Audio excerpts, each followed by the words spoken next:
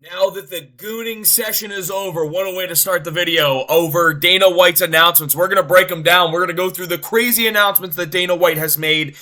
Came out with a video last night on his live. Holy shit, dude. This is the kind of shit you live for as an MMA fan. These type of announcements that come out, how great the sport is. You can't beat it, dude. You cannot beat this sport just based off of sheer announcements. There's tremendous amounts of excitement all across the MMA world. I'm fucking jazzed up. This is insane. Let's break it down. The first thing that came out, and I think Dana White went live a little bit earlier in the night as well and let us know that, hey, Jack Della Maddalena, he's out. He's out of the UFC London card with Leon Edwards, kid. Sorry, he's not going to be in there. He's pulled out. We're like, what's going on with JDM? Is he hurt? The hell? Got left on a little bit of a hanger. Dana's like, don't worry, I'm coming out with big announcements later tonight. We're like, all right, dude, that kind of fucking sucks. No JDM. Like, what's the plan here? We don't really know yet. Okay, working on it. Then Dana White comes out with an announcement later that night, and the first thing he starts with is Ilia Topuria has vacated his title. Vacated the lightweight title. The featherweight title at 145 to go up to 155 and fight Islam Makhachev. Now, I'm going to cover this because we'll get to, the replacement, which you already know what it is if you're watching this video because you've seen it all over the place. But this dude, this guy has right here, respect for vacating and not stalling. Now, does this ruin his ability to be able to go for champ status? Yes. But if he beats Islam Makhachev eventually and becomes the lightweight champion, everyone's going to consider him champ anyway. But this guy's a monster. He's literally going Makhachev hunting. This guy jumped up to 155 because he wants to fight the best in the world, and that's Islam Makhachev right now. Respect. And he didn't hold up the division. He didn't go, I'm sitting on my featherweight title and no one else gets to fight for it. We're going to get to that in a little bit. And now, but you have guys here defend your title a few times, bro. No!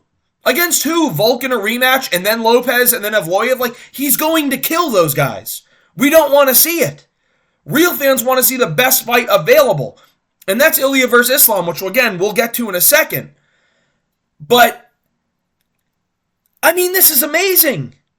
He vacated 145 to go up to 55 to go Makhachev hunting and say, dude, I don't want to fucking put Volk to sleep again. Because it would have been the Volk rematch. I don't want to put Volk to sleep again, dude. Volk, I'm sorry, I'm leaving. You can do your thing here at 145. I'm going to go up to 55. I'm going to take care of Islam. And so he's going up to 55. This is amazing. This is absolutely amazing. And a lot of people are saying the Poirier matchup, like this guy right here. Dustin has hinted at a big final fight. I feel like it would be Ilia. That's something that I've seen the MMA guru say. A couple of people have been saying it's the Dustin matchup. It's the Dustin matchup.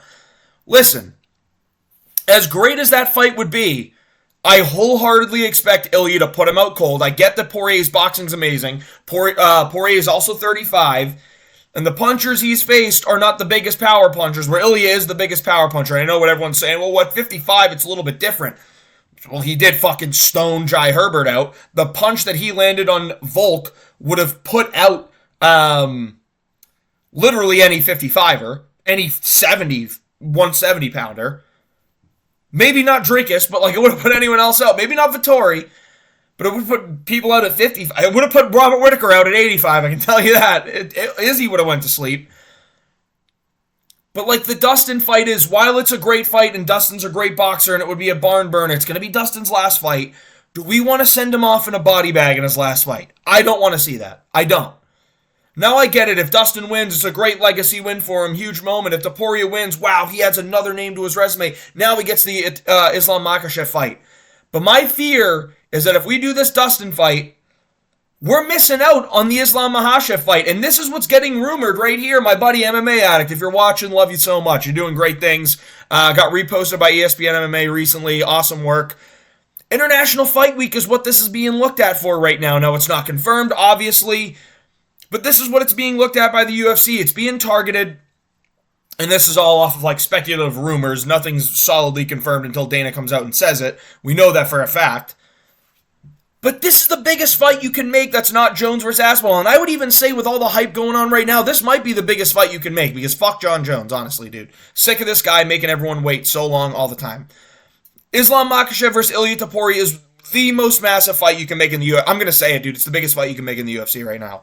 Like, I'll cope and say it's Jones versus Aspinall, but that's just because I want to see Jones fight Aspinall so he can get slept. But as far as competition, one of the biggest fights you can make in the worldwide right now, this is the one.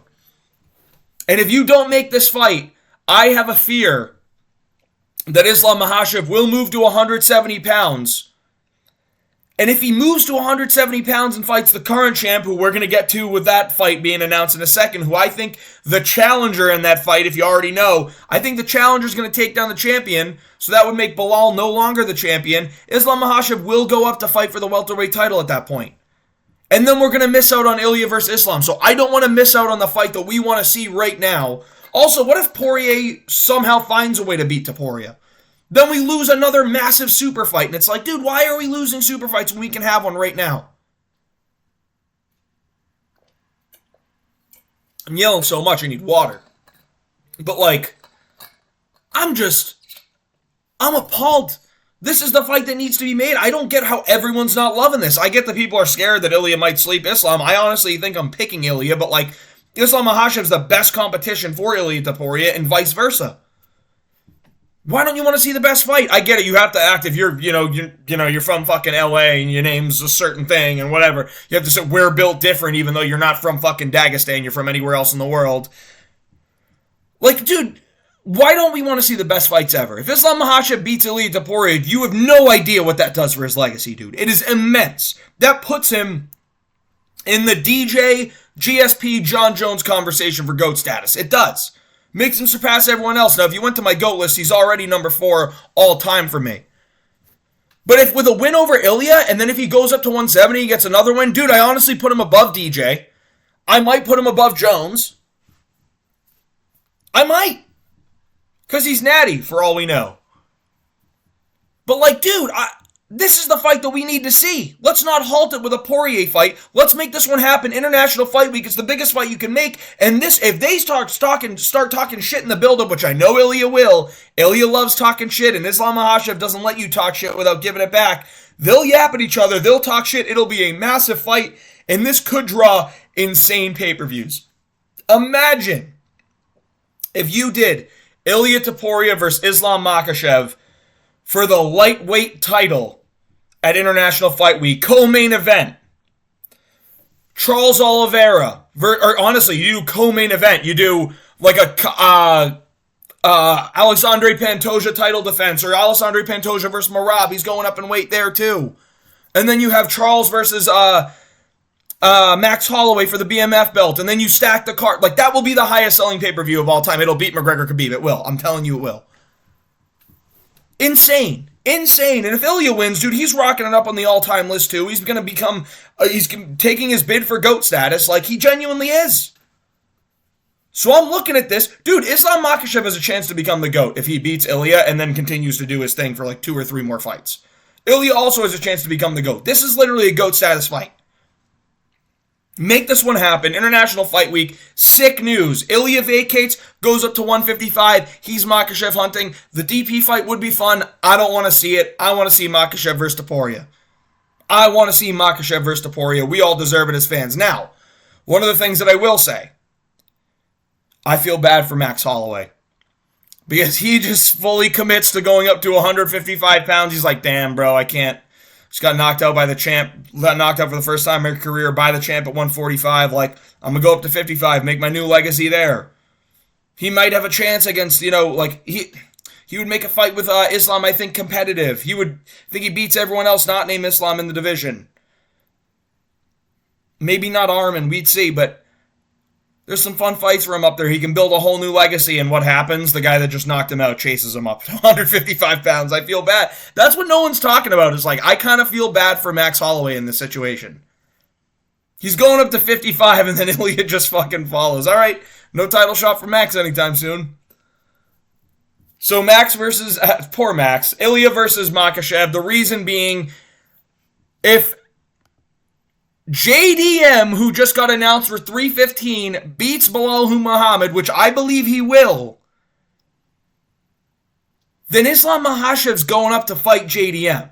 He's getting his 170 shot.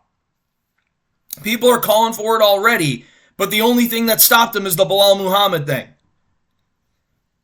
If JDM beats Belal, which I believe he will, then Islam's going up and we're missing the Ilia versus Islam Makhachev fight. That is the reason. That is my main reason on why we need to see Islam versus Ilia right now. We're going against the timetable here. Because I do believe, and Dana did announce this fight confirmed, Jack Della Maddalena versus Belal Muhammad, UFC 315, May 10th in Canada. I think JDM's putting Belal asleep. I think Belal's wrestling's great. I think JDM's get-ups are very, very good. You saw him get up from Gilbert Burns, who's been able to hold people to the ground relentlessly. Relentlessly, he's been able to do it. He kept sprawling, finding ways back to his feet, and you're telling me he's had a full year, and I get he was hurt, but he's had a full year to continue to work and improve on his technique and skill and getting back to the feet. Belal loves to box, too. He's got a good body kick, but he likes to box when he's on the feet. You cannot box with Jack Della Maddalena. You take punches from JDM, you're going to sleep. And, dude, you guys know, I'm actually kind of a fan of Belal. I'm one of the few fans of Belal Muhammad, man. I think he's very, very good. I think he would have beaten Shavkat 100%. Look at this fucking turd, dude. Turd. He's a fucking tard. This isn't Shavkat. Yeah, you clearly didn't listen to the announcement where he said Shavkat's hurt yet again, not going to be able to make it. So we're going to get Shavkat's fight, once every 18 months. It's fucking stupid. I don't care, dude. I'm out on the Shavkat glaze. I'm out. What happened to Shavkat? He's fucking hurt. And even when he goes in there to fight, his last two performances have been shit. Boring fight against Wonderboy. Yeah, he got the submission, but he smudged him the whole time until he got it in the late second round.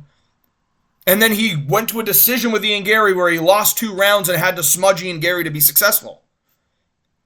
Dog shit. It was literally a dog shit fight. But JDM, next in line for that shot, he gets the call, he accepts it. Fuck yeah, dude. Fuck yeah. JDM, Belal Muhammad, main event. We're also getting Shevchenko versus Fiorot as the co-main on this card. I know Grasso versus Natalia Silva's on that card. I'm picking Natalia Silva. I'm also picking Shevchenko, but Fiorot's a live dog. The winner of that will probably fight Zhang Wei Li. But Muhammad versus Maddalena is fucking awesome. Dude, Bedtime must be fucking crying over this shit. Because these are Bedtime MMA's 2 favorite fighters, but he's going with JDM. You know he is. But Belal's awesome, bro. Like, the winner of this fight is truly a legend of... if Belal wins this fight, dude, legend of welterweight. Dead ass. He already is one of the top welterweight fighters of all time in terms of... I would say he's actually, top 7. Could be top 5. With a win here, he's definitely top 5. Maybe top 3. But, this is unbelievable. This fight's on. We're getting the JDM title shot, bro. I have a future. Dude, Hey Drive picks, man. Brilliant. End of year title holder, JDM live. Dude, 100%. I took that bet, I want to say, back at the end of fucking last year. Took that bet.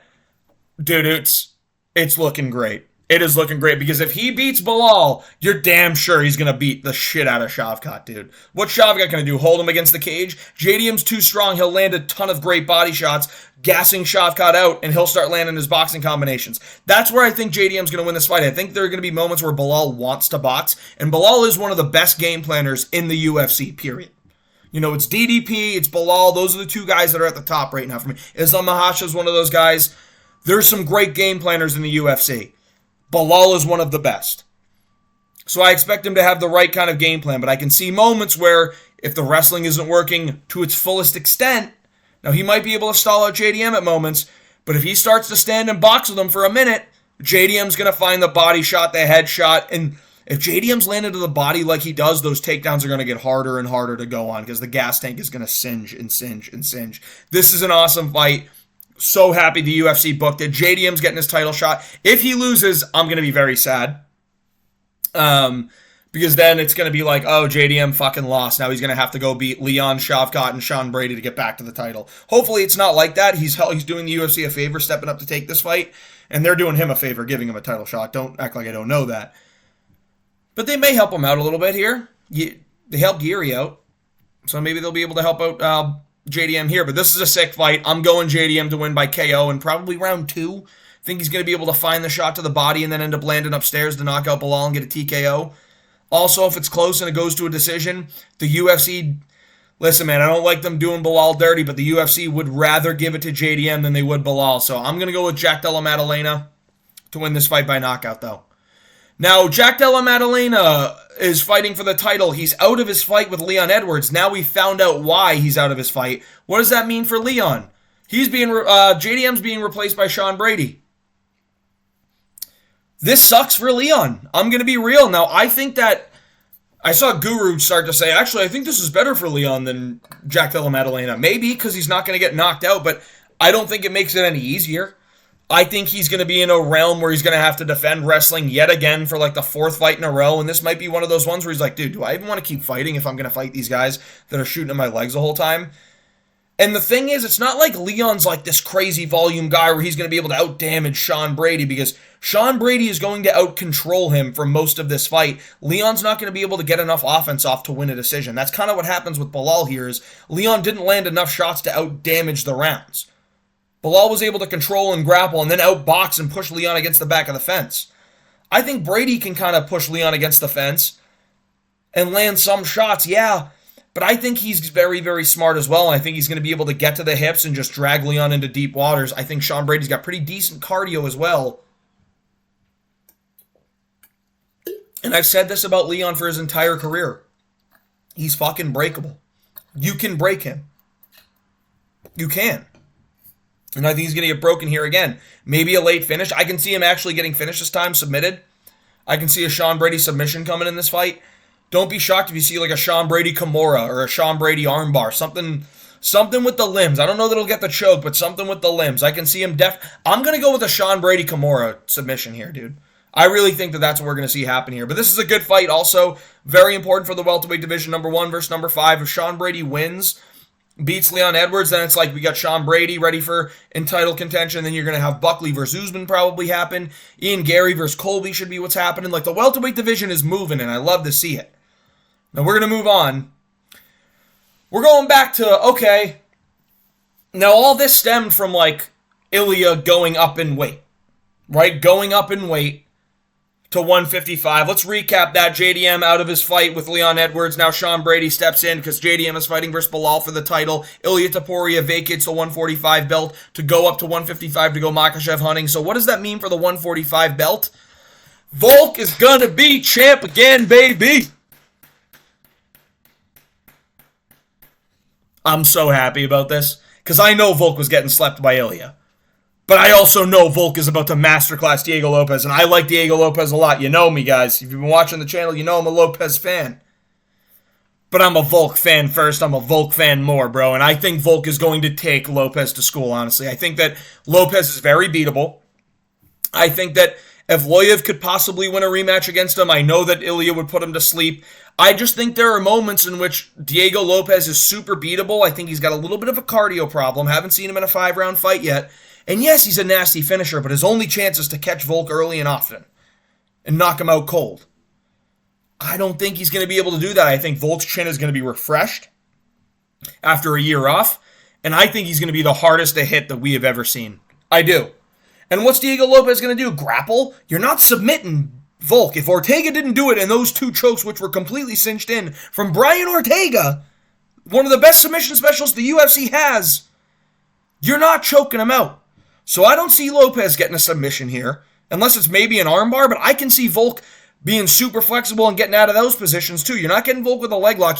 I think Volk's going to be physically stronger than Lopes. Volk's striking is going to be far more technical. Volk can out-wrestle Diego Lopes. The jiu-jitsu game, sure, I'm putting on the side of Lopes, yeah, but he just throws up a bunch of submissions, and he's going to have struggles getting back to his feet. And if Diego Lopes is in that position where he's playing the jiu-jitsu game, I can see Volk just stacking up and raining his patented stack guard ground and pound and just absolutely brutalizing Diego Lopes to the point where when Lopes gets back to the school, he looks dejected. Looks dejected. They get back, and Lopes is beating up the legs with the low kick. Throwing that kick up high, jab, peppering the jab, shoots on a takedown, passes, gets to full mount, starts landing great ground and pound. Lopes is struggling to get up, gets a TKO stoppage in round 3. I'm going Volk by TKO in round 3. Dan Ige had a ton of success, and again, it's the weight cuts. I get that the weight cuts were very, very important in that. But Dan Ige had a lot of success and won the round against Diego Lopes in round 3 because Diego Lopes gassed out. Now, the weight cuts, yes, had a ton to do with that. But if that's happening against Dan Ige, imagine what Volk's going to be able to do when he's putting 10 times more pressure on you, even if it's a clean, easy weight cut, which is 145 is a tough weight cut for Lopes. He's a big dude. But if the amount of pressure Volk puts on people, he destroys them with cardio also. People don't talk about that enough, is how good Volk's cardio is and how easily he destroys people with that cardio. He's going to be able to do that to Lopes if this gets out of round 1, which I fully believe it is. What's Lopes going to land a clean boxing 1-2? I don't think Volk's going to be there to get hit. I think we're going to see an Alexander Volkanovski masterclass, get his title back, and the world can rejoice. 2025 is going to be a great year. We got Uncle Donnie as president, and we already got great things happening in the UFC. JDM, possible title run. Ilia up to 155, may get that 155 title. Volk was going to get his title back at featherweight. This is going to be fucking awesome, dude. Awesome. Volk gets his title shot against Diego Lopes. Sick fight. This is the main event for UFC 314, but let's talk about the other fights on UFC 314, because I'm picking Volk. Chandler versus Pimblett. Michael Chandler not getting a number 1 contenders fight. Fuck yeah, dude. Yo, based. Fight and Sight podcast, based. No Ukrainian flag. Where's Krylof's flag? Listen, I know we spent a ton of money over there funding them for no fucking reason. Let's not get too political, but it is what it is. There's no reason to be fucking funding that shit, but it is what it is. This card is fucking stacked, dude. Look at this. Michael Chandler versus Paddy Pimblett, 5-round co-main event. Now, I haven't seen Paddy go 5 rounds yet, but I'm very interested to. He's coming off his best performance in a submission win over Bobby Green. Michael Chandler is coming off 3 losses in a row. Poirier, maybe just 2. Poirier and Chandler. No, it's 3. Right? No, it's 2. It's Poirier and Oliveira. Because he won against Hooker, lost against Oliveira, lost against Gaethje, beat Tony Ferguson, lost against Poirier, lost against Oliveira. He needs to defend his ranking spot. He doesn't just get these Armin fights, the number 1 contender fights, because he's Michael Chandler and he's cool. He's a weirdo. I don't like Chandler. I'm done with the Chandler bullshit. This is perfect because Chandler does deserve a big name because he is a big name. He's an exciting fighter and he got absolutely cucked by Conor McGregor. So you give him a big name, but it has to be down in the rankings. Paddy Pimblett's the perfect guy. He's the biggest name, surging contender. It brings attention. If Michael Chandler wins this, he can start looking in the top 10 again, right? He gets, a Gamrot fight. Like, I'd love to see a Gamrot fight after this if he does that. So I actually think that's a great matchup for Chandler. But Chandler versus Paddy Pimblett is a great fight. I'm actually picking Paddy. I just think every time we see Paddy in the octagon, he gets better and better and better. And you know the UFC storyline, dude. Paddy's got to find his way to the top of the division. And I think he's gonna. I don't think he might triangle choke Chandler, honestly. But I think Chandler does one of those things where if he gets caught in a triangle, he's going to lift Paddy up and slam him. So I think Paddy's well aware of that. He might get Chandler in an arm bar, but Chandler's arms are very strong. If he stands on the feet too long with Chandler, I think it gets dicey. But I think he's going to be able to grapple with Chandler here a little bit. And I think he's going to have some success, land low kicks. And I just fully expect Paddy to come into this fight better than ever. I think he's got the good team with him. I think he's going to have a good game plan. I think he's going to find a way to go out there and beat Michael Chandler. Might get a submission, dude. I can see him getting a rear naked choke. Poirier got a rear naked choke on Michael Chandler. I can see them swinging leather and hurting each other early. And then late round 3, Paddy Pimblett ends up getting a choke on Michael Chandler and wins via rear naked choke. So I'm actually going to pick Paddy Pimblett, probably by submission here. Then we have Patricio Pitbull making his debut in the UFC against Yair Rodriguez. Dude, Dana's based right now, man. Dana is absolutely cooking. We're getting Patricio Pitbull versus Yair Rodriguez. Now, I think this is a pretty good win. I think it's going to be a knockout win for Yair Rodriguez. I'm going to be brutally honest. I don't know why I have to say brutally honest, but I'm going to be honest. I think it's a knockout for Yair. I think Pitbull's good, but I think Yair is just a level above. Who knows? Pitbull might be able to grapple him, and Pitbull is a very good fighter, but I think Yair is going to be too much for him. But this is a good one where Yair's not just automatically getting a #1 contenders fight. It's not like he beats Pitbull and gets a title shot. He does not. Absolutely does not.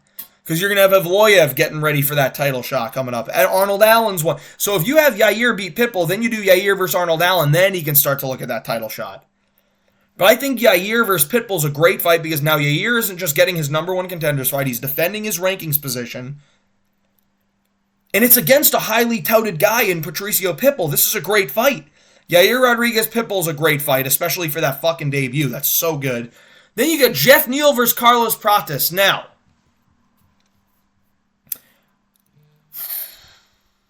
Jeff Neal does very, very good against southpaws. I'm telling you. He's going to be a plus 250 underdog in this fight. And if it's actually that, I'm taking it. Now, Prates is an insane, slick Muay Thai guy. Think he struggles against really strong guys in the clinch. I think that Jeff Neal has his moments where he stinks things up in the clinch, and I think he can do that for this fight.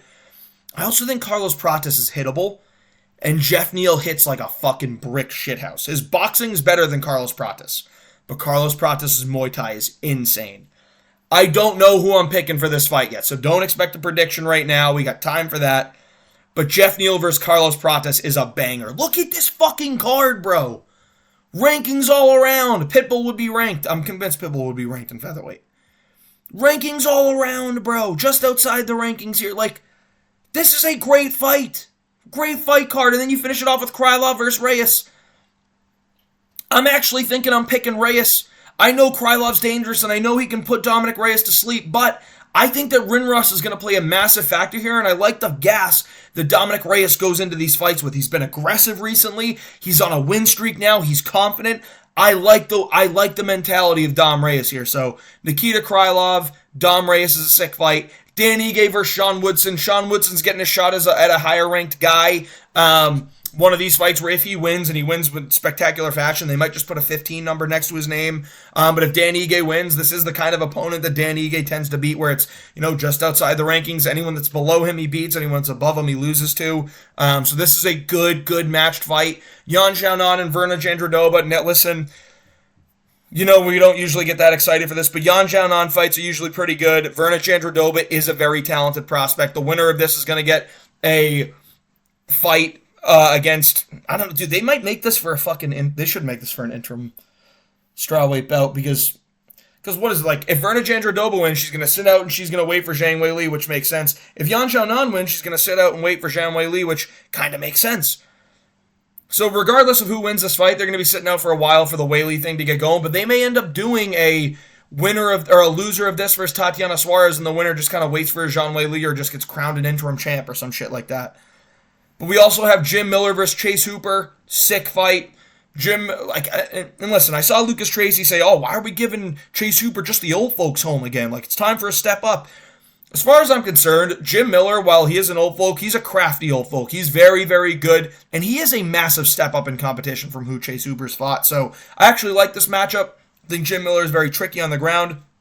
I do think Chase Hooper is much better than him on the ground, but Jim Miller has some power. He's a decent striker, great low kick, so we'll get to see how Chase Hooper actually deals with that. And we get to see how he deals with someone that's actually also very good in the grappling. So I love that fight. And then the early prelims. Dude, for early prelims, these are great. Julian Erosa versus Darren the fucking Tard Elkins. I don't like Darren Elkins, bro. I'm going to say, like, all the old heads are going to fucking hate me for that. I just don't.